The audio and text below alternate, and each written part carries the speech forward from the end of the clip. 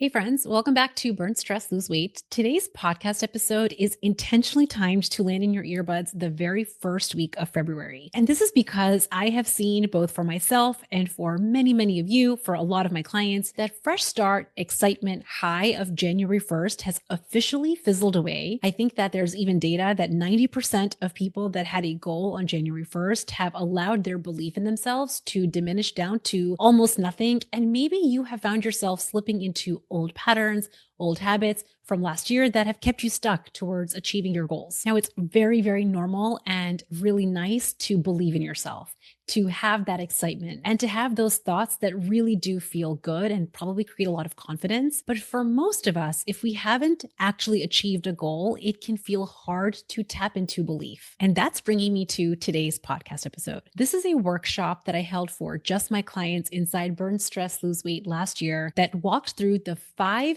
phases of belief. The intention of this workshop was not just to teach my clients and now all of you the different phases of disbelief and how to walk yourself from one phase to the next, but to very much normalize and validate that when you do dip out of complete belief in yourself, nothing has actually gone wrong. I cannot tell you how often I have talked with a client or somebody that's brand new to working with me, and they share with me that the times that they start going off track, the time that one off-plan moment turns into an entire weekend, is because we allow our disbelief to drive our behavior. And that's the entire intention of this entire workshop. I know how amazing it is to believe in yourself because it feels much better than not. However, the intention of this episode is to really show you the cost of waiting to believe in yourself. Waiting to believe in yourself, like it's lightning that will simply strike you randomly from the sky, can leave you waiting a really long time. So I hope that today's podcast episode not only sheds light on the 5 different phases of belief, how to walk yourself from one phase to the next, but also really highlights the importance of being able to take action even when you dip out of belief. And before I get into today's podcast episode, I had a question for all of you. I'm in the process of creating a roadmap that will help you navigate this podcast because we have over 200 episodes now, and there are some key podcast episodes that I find myself referring to again and again to answer your questions, to help you overcome challenges, to help you actually have sustainability as a busy professional woman on the scale and off. And here's my question. Would having a PDF version of this roadmap be helpful for you? If it would be, I would really love to hear from you what you would love to see in this roadmap that would be the most helpful. You can just send me a quick email, info@theunstoppablemombrain.com, or send me a message on Instagram. My handle is @BurnStressLoseWeight, and let me know what you would want to see in this roadmap that would really feel helpful for you. I'm in the process of creating this document, and I really want it to be high value for you. Without further ado, let's get into today's podcast episode, how to believe in yourself. So we're going to talk about the belief scale. Your results on the scale today are a reflection of your belief in yourself hitting your goal over the last 1 year. The way that I'm going to be talking about the belief scale today is that it is a 5-piece scale or a 5-piece system. You can move from one phase of this belief scale to another phase. You can move in 1 day. You could take a week. You could take a month or months. You could take years. For some people, and this is likely, people that are not in coaching, they don't understand the power of their mindset and the power of their brain. It might be never. I want us to think about the belief scale as simply an awareness tool. So the way that we're going to describe it in just a minute is just like for you to become aware of where you're at and being aware of what phase you're in, being really honest with yourself without being mean, without being judgmental, without criticizing what phase you're in, right? That part's optional. Being honest about which phase you're in is going to be how you move out of that phase if you want to. The determining factor with the speed of which you move in and out of phases is going to be your self-awareness. When I say self-awareness, the reason I'm saying being objective and honest without being mean is because high achievers, overachievers have a tendency where they are like, I know what to do, but I just haven't done it yet. We become mean to ourselves and impatient and frustrated and irritated. And I just want you to catch how that is being incredibly mean. And it's going to hold you back, right? It's going to hold you back from really owning where you are in the process. So lesson number 1, disbelief is normal. Stop judging it. And I've done this myself. I remember there were so many phases of my life. This is in definitely with weight loss as I was losing all of my weight. But even after I hit my goal weight, I gained weight after I hit 60 pounds. It's when I recorded that behind the scenes video diary, how I lost, weight in like, I think I did a 30-day video diary. I felt a moment of disbelief. I'm like, Priyanka, you're a coach, man. You're a weight loss coach. You're supposed to know how to do this. You're coaching other people how to do this. I felt disbelief for a minute. I'm like, how can I teach other people how to do this when I gained weight back? This is this process I went through to get my mindset on so that I could go solve the problem and then obviously record the behind the scenes for all of you. In fact, what I will say is to get to a place of true belief, that inevitability, that like this is just done, disbelief is actually normal. Disbelief, dipping in and out of it, is a normal step in the process. I almost think about it as like step one. And we often go back to step one. Even once you've gone so far, once you become an expert at something, sometimes you have to go become a student again. You have to come back to step one. That's normal. So these are the 5 phases. The 5 phases of the belief scale. Number 1 is impossibility. Number 2 is improbability. Number 3 is possibility. 4 is probability. And 5 is inevitability. These are the 5 phases of the belief scale. So this is what it'll sound like. Impossible is you're thinking it's never going to happen. Never. It's never going to happen. You say it like it's just the news. You'll know that this is you if you basically don't even try. If you never even try, you never even put forth an effort. Impossibility, you are literally not doing anything at all for it because you just do not believe it's possible for you. You will say it like it's the news. The next one, improbability. It was a fluke. It's so many. Listen, if this is you, again, I want you to have a chuckle with yourself, because if I'm saying it, if I'm identifying it, it means that you're not alone. You lose a pound or two and you're like, that was a fluke. That's not real. I've done that before. Like, I'm probably going to gain it back. Like, there's some flavor where you're not able to wrap your mind around owning your results. You feel kind of like it's slippery. You feel like it's going to slip out of your hands, right? How many of us have ever felt like that? I know I have totally felt like that. And this is just not with the scale. This is like in real life, professional life, right? Like, let's say you get a promotion, or a boss or a colleague or a client or patient gives you a really positive feedback. You're like, me? Little old me? Do they mean that about me? No. You can't just say thank you and like accept and receive it. You're like, no, that's just because so-and-so helped me. No, it was a team effort. You cannot own your results. It's improbability. Possibility. I just got goosebumps. I love possibility. It is where I see so much breakthrough happen. When we go from improbability to possibility, your life changes. That's my experience. It's the funnest place to live. It's like when we live in breakthrough. When you go from improbability to possibility, you go from like, oh, I don't know if I could do that again, to, ooh, I think that this is possible for me. You start to feel a little lit up. It's like sparkle, like a little light went on. Like all of a sudden, when you're in possibility, you start to see, actually, there's another road out here that I did not even know about. And I think I could get on it. All of a sudden, the possibility for your whole entire life starts to shift. And this can be kind of addictive. Going from improbability to possibility, for people that love living in breakthrough, if you are a self-growth junkie like me, I love living in breakthrough. Okay. But at the end of the day, we want to move out of improbability, possibility, like toggling back and forth. We want to move on into probability. Okay. So possibility, I think it's possible for me. Probability, it's going to happen. Okay. So it goes from like, I think this is possible, to this is going to happen, right? You can feel the probability that it is absolutely happening in our future. And then probability to inevitability is, this is done. It's done no matter what. You might not even have results in hand. Like, you might not have hit your exact goal, but you really can feel the belief in your body. This is done. It is happening no matter what. Nothing is going to get in my way. Now, as high achievers, overachievers, perfectionists, we want to be in inevitability. We want to just be 10 out of 10, believe in ourselves all the time, because it feels better. Listen, believing in yourself feels 100 times better than not believing in ourselves, right? So that's why we're like, I really want to believe in myself. I really want to get to, like, it's done. It feels better than not. But what we are not doing is we're not doing the work to get there. So the lesson that I really want to impart in today's teaching is that inevitability will not fall out of the universe into your head. And I say this because I used to wish it. He's like, where is my belief? I'm believing. I'm believing. I'm trying. It's like, like the little engine that could, like, I'm trying. No, that is not how belief will enter our body. It will not enter our brains. We have to do the real work, which we're going to talk about. How do you get to inevitability? You have to put forth the effort. So the worst thing is actually not being an impossibility. The worst thing is not being in disbelief. The worst thing, in my experience, is not knowing what phase you're actually in. The worst thing is just a lack of self-awareness, being completely unaware of where you are in this belief scale. So as your coach, I'm going to help you spot this. Okay. That is where we are going to coach. That's where, doing your weekly audits and your monthly check ins with me, I will help you spot exactly where you might be on this belief scale if you cannot identify it yourself. And then your job is to start to improve your self awareness. So you start to catch, where was I in my belief scale this week, this month? And then decide, what are you going to do now with that awareness? Just being aware is the first step. Now we have to take new action with that awareness. So this is where we want to think about our results as simply data, right? We want to be scientists. I call this being a playful scientist. When you look at your results on the scale that week, instead of being confused or getting critical or all of that, get curious, be honest, and actually ask yourself, where was I at on the belief scale?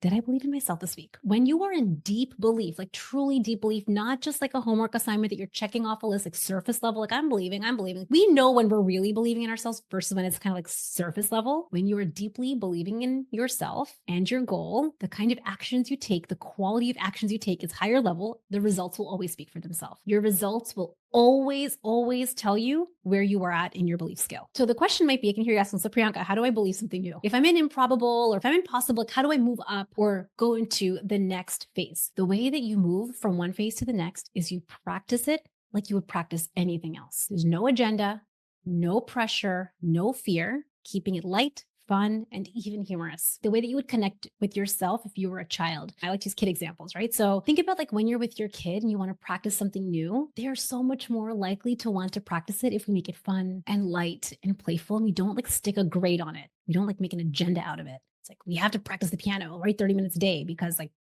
piano lessons. It's so, well, who wants to do that? The kid's going to just fight you every step of the way. Versus how can we make this a game? How can this be light? How can we just practice this? And actually walking yourself through this exercise on a daily basis. The way that I really like to think about this is just focusing on one day at a time.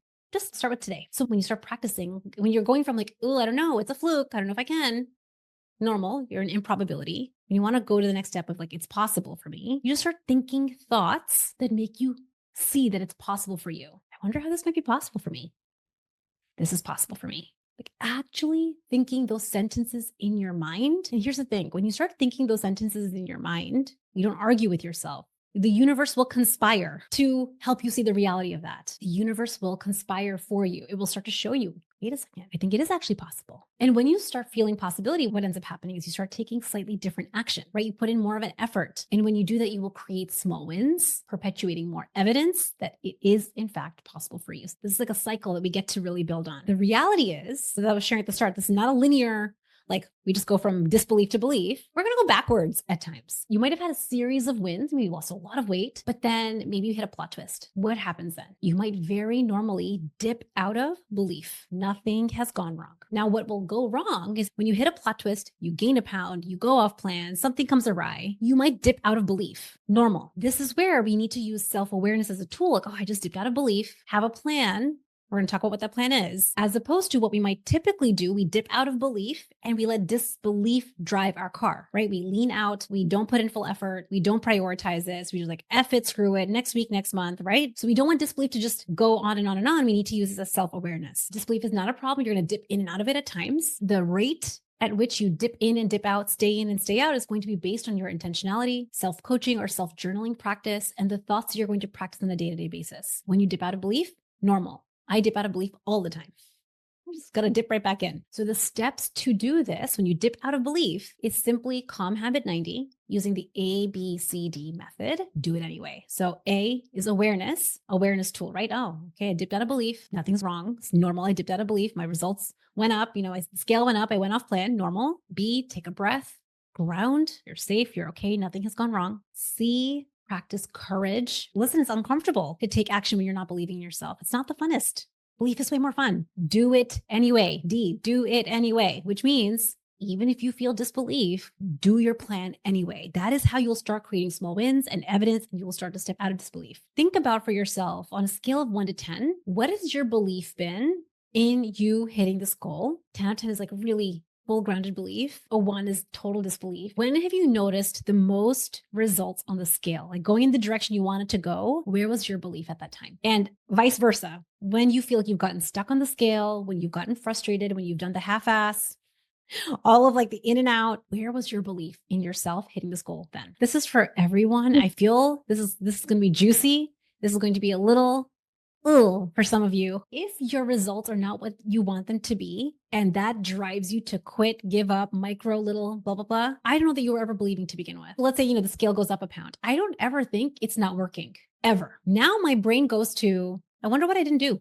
Can we feel the difference, right? So let's just say like you have a plan and you're executing the plan, however consistently, and you have some results. And what I have found is if you go here, even 30 days, imagine that like you've been trying for 30 days. Like, I believe in myself. 30 days. I believe in myself. I'm taking the plan. I'm doing it for 30 whole days. 30 days, no change on the scale. At the 30-day mark, I feel like, see, it's not working. It makes me really wonder whether you were deeply believing in yourself during the 30 days. What I would want to see at this point, obviously, yes, what you're saying is correct. Like actually getting coached.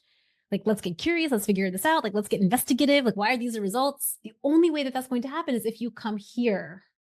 Impatience is to me a siren song. I like anyone that feels impatient or frustrated and any of that. And if this is you, I want you to know I deeply understand the feeling because I have been there and I get it. I so get it. I'm not trying to be like, oh, I'm just never anyone that ever feels, I'm a patient person. I'm the most impatient. But when it comes to results, whichever area, right? Like a marriage, it can be on the scale, it can be with friendships, it can be in the workplace, any results. To me, like impatience is just a little siren song, the little signal. I hope you all enjoyed today's podcast episode. This was, again, a workshop that I held for just my clients inside Burn, Stress, Lose Weight on how to believe in yourself when you dip out of belief. This is one of those core principles. I think about this almost like the secret lighter fluid that you didn't know you needed to not just achieve your goal or to uplevel the speed of your results or to really create momentum, but it's actually this one skill. And this is a learnable skill. This entire episode is a skill worth practicing because in my experience, it's how you end up sustaining your results through the test of your real life. The truth is, for most overachieving professional women, we will lose weight, but there's a moment that we all get to. It can be a sticky season, a hard week, maybe you traveled, something came up where you go off plan, and our brain, because we have a natural negative bias, will dip into disbelief. The biggest mistake that overachievers make is we believe our disbelief thoughts. And I know that this is kind of a meta concept and it does require a little bit of nuance, but it is one of those areas, simply having an awareness over when you dip into disbelief and not allowing that dip to drive how you show up is the difference between someone who will achieve their goal this year and someone who stays stuck. I really wanted to bring this specific episode to you at this point in the year because I have noticed that after the high of a fresh start and new year starts to die away and that excitement and motivation starts to naturally start fizzling down, this is when you are left with your beliefs about yourself, your beliefs about your capability, your beliefs in your plan, your beliefs to follow through, and most importantly, your beliefs to figure out